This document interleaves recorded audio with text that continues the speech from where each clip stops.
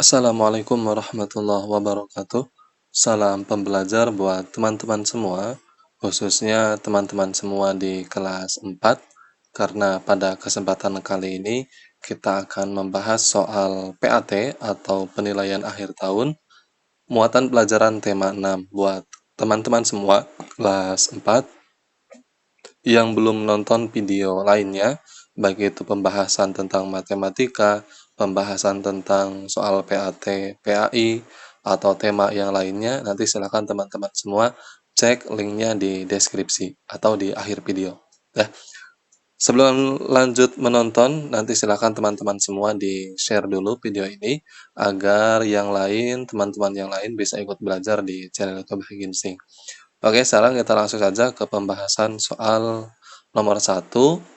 Di sini di tema 6 kita sudah masuk ke bahasa Indonesia, ya, bahasa Indonesia yaitu KD 3.6. Berikut merupakan ciri puisi lama adalah titik-titik. A. Sebagian besar puisi 4 seuntai. B. Persajakan akhir atau yang teratur. C. Tak dikenal nama pengarangnya. Dan D. Mempunyai bentuk yang simetris. Nah, dari option A, B, C, D ini ada salah satu yang merupakan ciri puisi lama. Dan tiganya itu adalah puisi baru. Ya, puisi yang baru. Oke, sekarang kita cek dulu yang A. Sebagian besar puisi 4 seuntai. Nah, ini merupakan ciri dari puisi baru. Ya, yang dimana cirinya itu adalah puisinya 4 seuntai. Ya, berarti yang A bukan. Kita cek yang B. Persajakan akhir yang teratur. Ini juga termasuk ke dalam ciri dari puisi baru. Ya, yang dimana persajakan akhirnya teratur. Berbeda dengan puisi lama. Kita cek yang C. Tak dikenal nama pengarangnya. Nah, puisi-puisi zaman dulu atau puisi-puisi lama ini, pengarangnya siapa ini tidak dikenal. Puisi ini dikarang oleh siapa, puisi yang satunya dikarang oleh siapa, itu tidak dikenal nama pengarangnya. Berbeda dengan puisi, yaitu pada puisi baru. Ya, di mana pengarangnya itu dicantumkan, biasanya di bawah judul, berbeda dengan puisi lama. Ya, tidak dikenal nama pengarangnya. Berarti yang tepat adalah jawaban yang C. Ya, yang D salah ya. Mempunyai bentuk yang simetris. Ini adalah ciri dari puisi baru. Berarti jawabannya adalah C ya. Oke, lanjut ke soal berikutnya nomor 2. Langkah pertama dalam membuat puisi adalah titik-titik. A. Menentukan tema puisi. B. Menentukan kerangka puisi. C. Menentukan pembaca puisi. D. Menentukan kata-kata dalam puisi. Sebetulnya bukan hanya dalam puisi, baik itu dalam penulisan cerita, penulisan kisah, ya. Nah, begitu pula dalam membuat sebuah puisi. Hal yang paling pertama harus dilakukan oleh seorang penulis itu adalah menentukan tema. Ya, tema apa yang akan diambil? Ya, maka setelah itu langkah selanjutnya adalah langkah yang lainnya. Sedangkan yang paling penting itu yang pertama adalah menentukan tema terlebih dahulu. Ya, nah jadi yang paling penting adalah langkah pertamanya menentukan tema puisi. Berarti jawabannya adalah A. Ya, oke. Lanjut ke soal nomor 3. Baris-baris puisi terkumpul menjadi bagian-bagian yang disebut titik-titik. A. Bait puisi. B. Baris puisi. C. Kalimat puisi. Atau D. Kata puisi. Nah, dalam puisi itu kan ada baris-baris ya. Nah, 1 baris, 2 baris, 3 baris, 4 baris, kemudian ada jarak spasi. Nah, itu namanya adalah baris-baris puisi yang terkumpul. Nah, namanya apa? Iya, namanya adalah bait. Berarti jawabannya adalah A, bait. Ya. Sekarang lanjut ke soal berikutnya, nomor 4.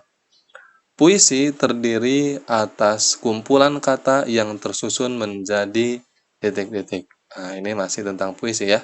Nah, kalau tadi teman-teman harus tahu ya, bait itu apa, rima itu apa, kemudian juga ada baris itu apa, ya. Nah, itu adalah istilah-istilah yang ada dalam puisi. Nah, di sini puisi yang terdiri atas kumpulan kata yang tersusun menjadi sebuah bait puisi. Nah, ya. Jadi jawabannya adalah bait puisi. Oke, lanjut nomor 5. Bunyi vokal akhir pada baris-baris puisi disebut titik-titik. Nah, biasanya bunyi-bunyi akhir puisi itu kan ada yang huruf vokal, ya. Ya, rata-rata huruf vokal semua ya, a, e, i, o, e. Atau juga banyak juga yang bukan huruf vokal. Nah, itu disebut dengan apa bunyi vokal terakhir itu? Disebut dengan rima. Ya, disebut dengan rima. Sekarang kita lanjut ke soal berikutnya nomor 6. Tuliskan 3 ciri-ciri puisi. Nah, jadi kalau ada perintah seperti ini, tuliskan 3. Berarti teman-teman semua harus menuliskan 3. Kalau hanya menuliskan 1 itu nanti poinnya akan kecil. Tetapi kalau teman-teman semua menuliskannya 3, maka poinnya akan besar. Sekarang kita tuliskan ya. Yang pertama, ciri puisi secara umum ini ya, yaitu banyak menggunakan gaya bahasa atau majas. Ya, yang dimana majas ini ya mengandung arti yang belum jelas ya, arti yang belum jelas. Yang kedua, terikat oleh persajakan rima dan irama. Kemudian yang ketiga, penulisannya terdiri dari bait yang di dalamnya berisi baris-baris. Nah, ini untuk 3 ciri puisi secara umum. Ya. Nah, paham ya sampai sini ya? Ini untuk bahasa Indonesia. Ini tentang puisi ya. Lanjut nomor selanjutnya, nomor 7 kita masuk ke muatan pelajaran PPKN, kompetisi dasar atau KD 3.3. Keragaman di Indonesia menjadi modal utama dalam titik-titik. A. Mengusulkan pemekaran wilayah. B. Mempererat semangat suku bangsa. C. Mempertahankan keutuhan NKRI. D. Mengembangkan semangat kesukuan. Di sini persoalannya atau kata kuncinya adalah keragaman di Indonesia akan menjadi modal utama dalam hal apa? Ya. Nah, di mana kita tahu bahwa Indonesia ini sangat beragam, baik itu dari sukunya, rasnya, bahasanya, ya, kemudian juga adat dan istiadatnya, kemudian juga dari seni budayanya. Nah, dengan keragaman yang ada di Indonesia ini akan menjadikan modal utama untuk apa? Untuk mempertahankan keutuhan NKRI. Ya, jadi jawabannya adalah C, dalam rangka mempertahankan keutuhan NKRI. Lanjut nomor 8. Salah satu sikap positif dalam menghadapi perbedaan ras antar teman adalah titik-titik. Nah, di sini soalnya adalah salah satu sikap positif. Nah, berarti sikap positif apa yang ketika menghadapi perbedaan antara ras di sesama teman? Ya, kita cek yang A. Menutup diri terhadap ras lain. Ini jelas salah ya. Kalau menutup diri terhadap ras lain, suku lain, ya ini jelas salah.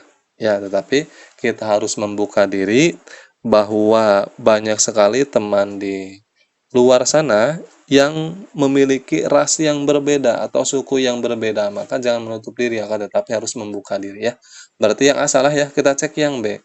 Waspada terhadap pengaruh ras lain. Nah, ini juga jangan. Ya, kita bangga dengan ras kita sendiri, akan tetapi kita juga menghargai ras suku lain.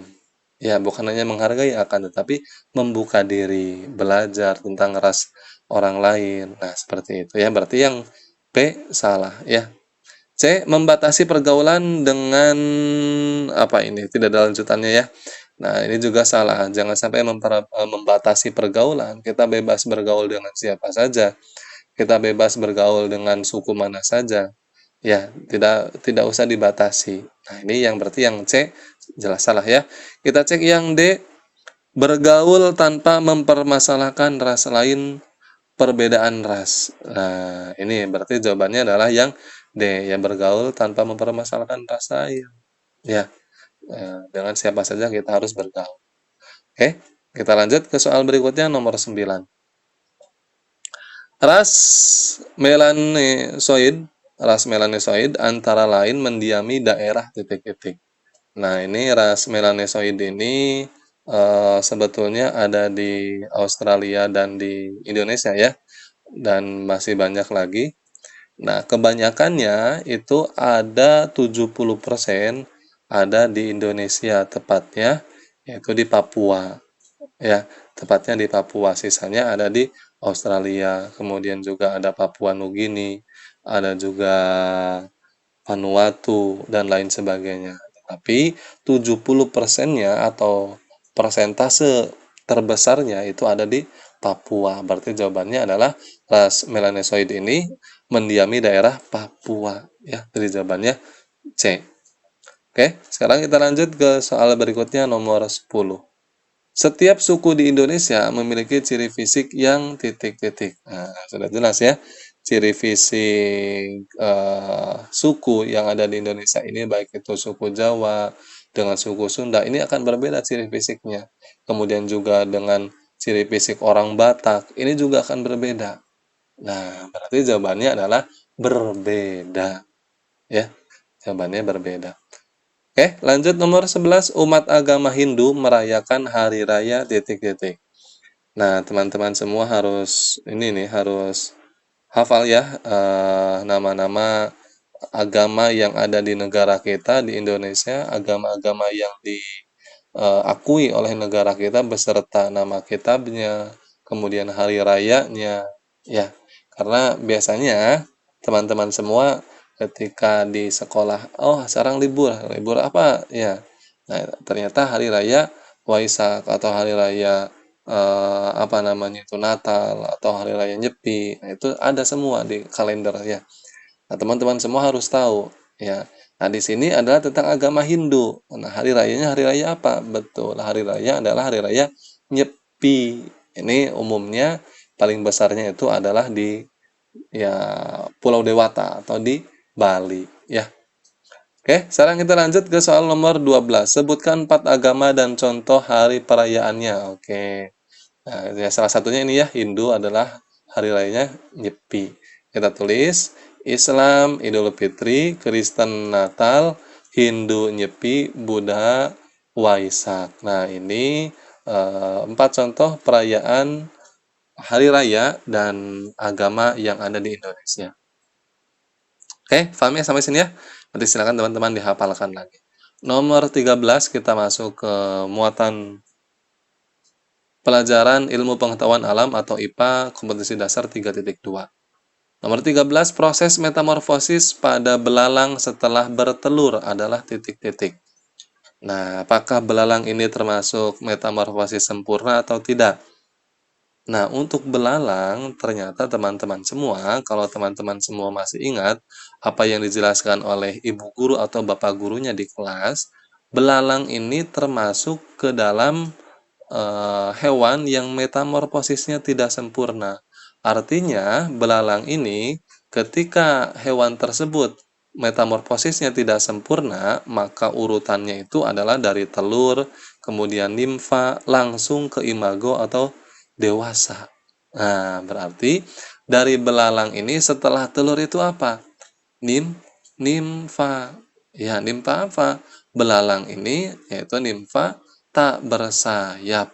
Harusnya pakai F ya, nimfa. Ya, jadi jawabannya adalah A, nimfa tak bersayap. Nah, ya, kalau belalang dewasa ini sudah tahapan terakhirnya atau imago ya. Telur tahapannya itu nimfa, kemudian juga imago atau dewasa. Jadi jawabannya A ya. Paham ya sampai sini?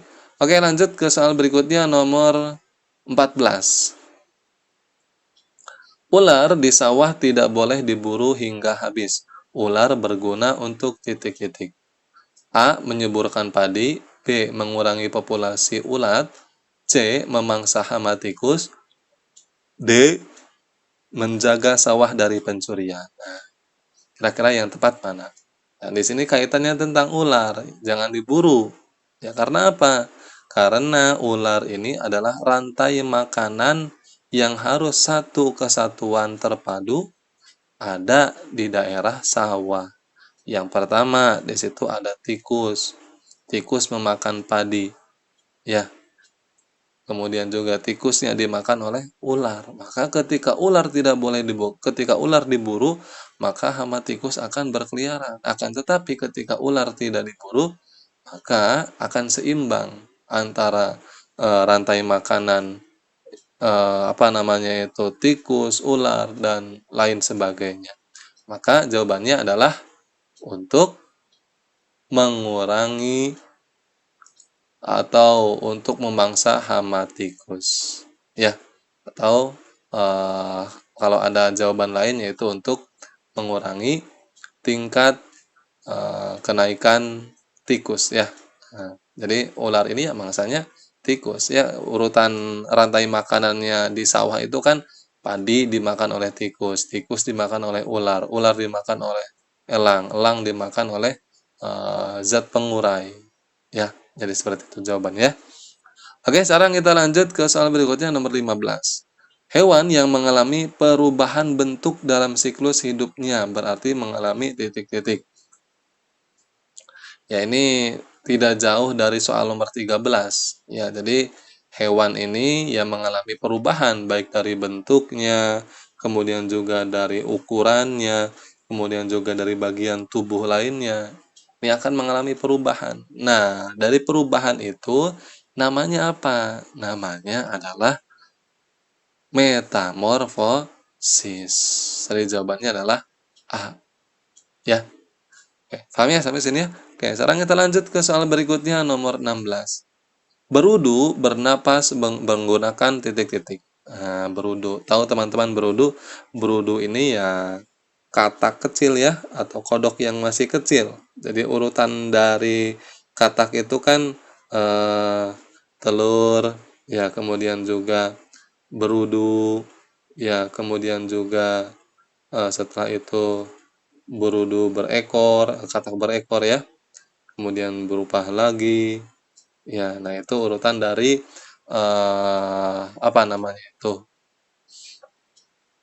metamorfosis dari katak, ya. Nah sekarang berudu bernapasnya menggunakan apa? Nah berudu ini bernapasnya menggunakan insang. Kenapa menggunakan insang? Karena hidupnya masih di air. Berbeda ketika katak ini, berudu ini sudah menjadi besar atau sudah menjadi katak dewasa, maka dia akan bernapas menggunakan paru-paru karena hidupnya tidak hanya di air, tetapi bisa di darat, ya, bisa di air. Nah, ketika masih kecil, ketika berudu bernapasnya menggunakan insang karena hidupnya di air berenang, ya. Oke, sekarang kita lanjut nomor 17, kecoa adalah hewan yang mengalami metamorfosis titik-titik. Oke, kecoa di sini adalah metamorfosis tidak sempurna karena urutannya kecoa ya perubahannya tidak sangat jauh ya. Perubahannya ya gitu-gitu aja, mulai dari telur, ya telurnya kecoa, kemudian berubah menjadi nimfa, kecoa kecil, kemudian langsung berubah menjadi imago atau kecoa besar. Ya, seperti itu saja bentuknya, hanya kecil dan besarnya saja, maka itu termasuk dalam metamorfosis tidak sempurna ya. Oke, sekarang kita lanjut ke soal nomor 18. Tuliskan tahapan metamorfosis katak dengan lengkap. Oke, katak kita tulis metamorfosisnya. Ya, tadi di nomor 16 sudah dijelaskan. Yang pertama itu adalah telur, kemudian berudu berkaki 2 ya. Kemudian juga setelah berudu berkaki 2 itu berubah menjadi berudu berkaki 4, baru setelah itu adalah katak dewasa. Nah, di berudu ini ya dia mempunyai ekor ya, mempunyai ekor. Berbeda ketika sudah dewasa, katak ini tidak ada ekornya ya. Oke, paham ya sampai sini ya? Ini adalah urutan metamorfosis katak. Oke, sekarang kita lanjut ke soal nomor 19. Kita masuk ke materi muatan pelajaran ilmu pengetahuan sosial atau IPS KD 3.1. Orang yang menekuni bidang pertanian disebut titik-titik. Nah, di sini eh, nama-nama dari ini ya, kegiatan ekonomi berarti IPS ini. Nah, di sini orang yang menekuni bidang pertanian ya sudah jelas di sini kata dari awal kata atau asal kata dari pertanian itu kan tani ya. Berarti orang yang menekuninya adalah petani ya. Nah, jadi jawabannya adalah D. Oke, lanjut nomor 20, kegiatan yang paling tepat bagi masyarakat di wilayah dataran tinggi untuk memenuhi kebutuhan hidup sehari-hari adalah usaha titik-titik. Nah, di sini clue-nya atau kata kuncinya adalah di wilayah mana? Wilayah dataran tinggi, berarti daerah perbukitan, daerah gunung. Nah, otomatis kegiatan yang paling tepat yang berada di daerah dataran tinggi, perbukitan, pegunungan ini adalah selain dari perkebunan ya pertanian. Ya, jadi jawabannya adalah A. Ya, kalau perindustrian ya sudah jelas ini akan merusak atau melakukan pencemaran juga adanya industri di daerah pegunungan ya. Ya, yang C budidaya lobster. Lobster ini kan adanya di laut ya, bukan di daerah dataran tinggi. Berarti salah tidak tepat ya. Kita cek yang D penangkapan ikan ini juga tidak tepat. Jadi jawabannya adalah pertanian, kegiatan yang cocok di dataran tinggi. Oke, nomor 21 sumber daya alam non hayati antara lain titik-titik. Nah, teman-teman semua harus bisa membedakan selain dari sumber daya alam dapat diperbaharui, kemudian juga sumber daya alam tidak dapat diperbaharui, kemudian juga di sini ada istilahnya yaitu sumber daya alam non hayati dan lawannya sumber daya alam hayati. Nah, sekarang kita cek dulu pengertian dari sumber daya alam non hayati ini apa? Ternyata pengertiannya itu adalah sumber daya alam yang dapat dimanfaatkan terus-menerus tanpa takut adanya kehabisan. Nah, kalau yang sumber daya alam hayatinya apa? Yang hayatinya yaitu sumber daya alam yang berasal dari makhluk hidup. Nah, ya. Berarti jawaban yang mana? Kita cek yang A, tanah, air, dan ikan. Nah, ini ikan kan termasuk makhluk hidup ya. Nah, berarti ini adalah termasuk ke dalam sumber daya alam hayati karena ada ikannya. Ya, berarti jawabannya yang A salah ya, karena ada yang hayatinya ini, yang ikan. Kita cek yang B, angin, sinar matahari, dan air. Apakah di sini ada apa namanya sumber daya alam non hayati? Iya, betul di sini yang B ini adalah non hayati semua karena bukan berasal dari makhluk hidup atau juga ini ya ketiga ini angin, sinar matahari dan air adalah ketiga-tiganya dapat dimanfaatkan secara terus menerus. Air tanpa kehabisan, tanpa takut kehabisan digunakan terus. Sinar matahari tanpa takut kehabisan oleh puluhan juta sampai mungkin ratusan juta ya. Nah, terus akan ada dan angin juga sama. Berarti sudah jelas jawabannya yang B ya. Nah, kalau yang C ini di sini ada padi. Padi ini kan termasuk makhluk hidup dan makhluk hidup itu termasuk dalam sumber daya alam hayati. Kalau yang D minyak bumi, jagung dan udara. Ini juga jagung, ada makhluk hidupnya ya. Di sini kaitannya berarti tentang sumber daya alam hayati. Ya, ini jagung ya. Oke, sekarang kita lanjut ke soal nomor 22. Orang yang mata pencahariannya menangkap ikan disebut titik-titik. Ini sudah jelas ya. Orang yang mata pencahariannya menangkap ikan atau mencari ikan, ya namanya adalah nelayan. Ya. Oke, lanjut ke soal berikutnya nomor 23. Di antara rendah biasanya orang yang dapat menanam, bukan di daerah ya, di dataran maksudnya, di dataran rendah biasanya orang dapat menanam, ya tadi sudah jelas dijelaskan ya. Nah, kalau tadi kan tentang di dataran tinggi, nah ini di daerah dataran rendah. Biasanya untuk apa? Ya biasanya satu, yaitu menanam kelapa, tebu, padi. Ya, nah ini jawabannya ya. Lanjut nomor 24. Tuliskan 3 manfaat tumbuhan dan hewan sebagai sumber daya alam hayati.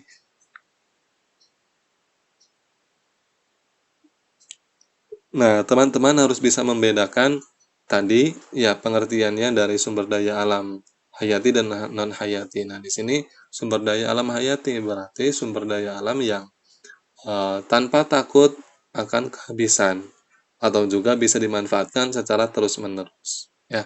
Nah, sekarang berarti manfaatnya apa? Satu, manfaatnya itu sebagai sumber pangan.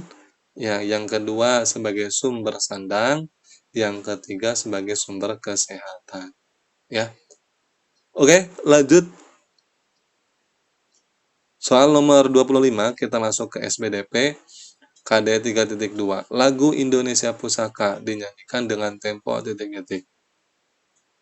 Nah, dalam tempo lagu itu kan ada 3 ya, yaitu lambat, yang kedua tempo sedang, yang ketiga ada tempo cepat. Nah, di tempo lambat itu sendiri ada grave, ada largo, ada gio, kemudian juga ada lento. Nah, berarti di sini yang A ada gio ini adalah temponya tempo lambat, sedangkan Indonesia Pusaka ini temponya adalah tempo sedang. Ya, kemudian apalagi selain ada gio? Ternyata selain ada gio ini adalah tidak ada ya, sudah ya. Iya. Berarti yang A salah. Yang A salah. Kita cek yang B, moderato. Moderato ini apa? Moderato ini adalah yang apa namanya? Ya ini sedang ya, temponya sedang. Untuk yang moderato sedang. Sedangkan di lagu Indonesia Pusaka itu sendiri ya menggunakan tempo sedang. Tetapi awas jangan terkecoh. Di sini yang tempo sedang itu ada 2. Ya, yaitu dengan andante.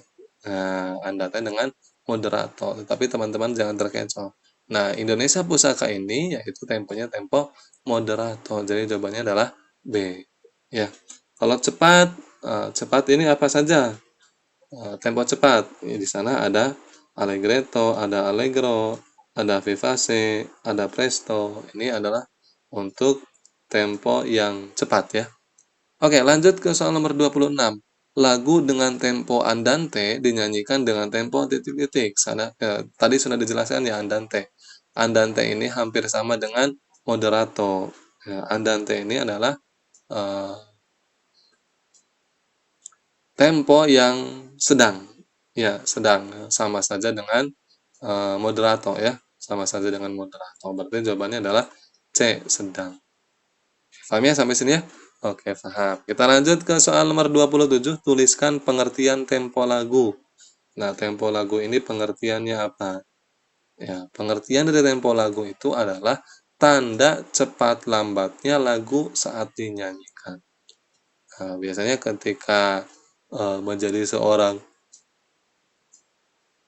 apa namanya itu drijen yang kemudian juga di depannya ada kunci-kuncinya ya atau ada ketukannya. Nah, itu semua adalah merupakan tanda cepat lambatnya sebuah lagu saat dinyanyikan yang disebut dengan tempo lagu. Oke, paham ya sampai sini ya? Nah, sekarang kita lanjut ke soal nomor 28 ya, KD titik 3.3 masih SPDP. Kejadian di sekitar dapat menjadi sumber inspirasi gerakan tari. Salah satu gerakan khas dalam tari saman adalah titik-titik. Nah, di sini tari saman ini mempunyai 2 ciri khas atau 2 gerakan khas. Yang pertama, di tari gerakan saman ini, ya, ciri khasnya itu adalah tepuk tangan dan tepuk dada. Ya, berarti jawabannya sudah jelas adalah yang A, tepuk dada. Ya, kalau yang B melepas topeng ini salah ya. Yang C menggoyangkan leher ini juga tidak tepat. Yang D mengibaskan selendang. Sedangkan jawaban yang paling tepat itu adalah menepuk dada atau juga kalau tidak ada menepuk dada apa namanya itu? Suatu gerakan khasnya ya menepuk tangan. Ya, jadi ada tepuk tangan, juga ada tepuk dada. Paham ya sampai sini ya?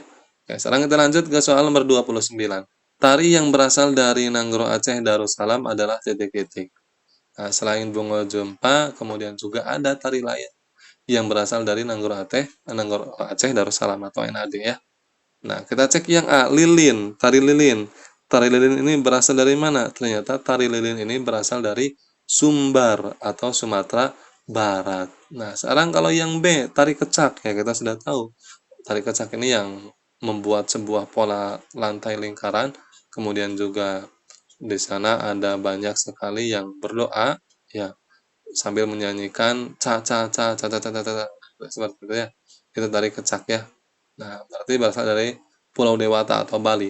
Oke, sekarang kita cek yang C, tari tortor.